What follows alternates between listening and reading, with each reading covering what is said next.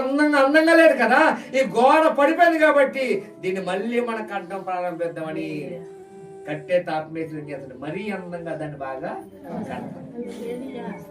నా జీవితంలో సంతోషం లేదు, నా జీవితంలో సమాధానం లేదు, నా బ్రతికేట్ ఎలా ఉంది, నా జీవితం ఎలా ఉంది అని ఎక్కడ మనం బాధపడడం పనే లేదండి. అంతా మన మంచి కోసం. ఎందుకంటే ఈ రోజు దావీదు వంటి జీవితం మనకు కలిగిన వారుగా మనం ఉండాలి. ఎలాంటి జీవితం అండి? దావీదు ఏం చేశారు? తీసుకువెళ్ళి గొర్రెల కాపరిగా పెట్టారు. దావీదు తన కుటుంబీకులందరినీ తుణీకరించారు. అయితే దావీదు తన కుటుంబీకులందరినీ పిల్లరా ఎంతమంది ఎన్నన్నా దావీదు ఎవరిని ఏమన్నది కానీ దావీదు వాళ్ళ అనే ప్రతి మాట కూడా లోబడి ఏం చేశారంటే గొర్రెలు కాస్తున్నప్పుడు ఆ దేవుని స్తుతిస్తూ ప్రార్థన చేసుకుంటూ తన స్నేహితుల దగ్గర దేవుని గొప్పలను వివరిస్తూ చక్కగా ముందు కొనసాగుతున్నాడు దావీదు. అవన్నీ ఎవరు చూశారంటే దేవుడు చూశాడు.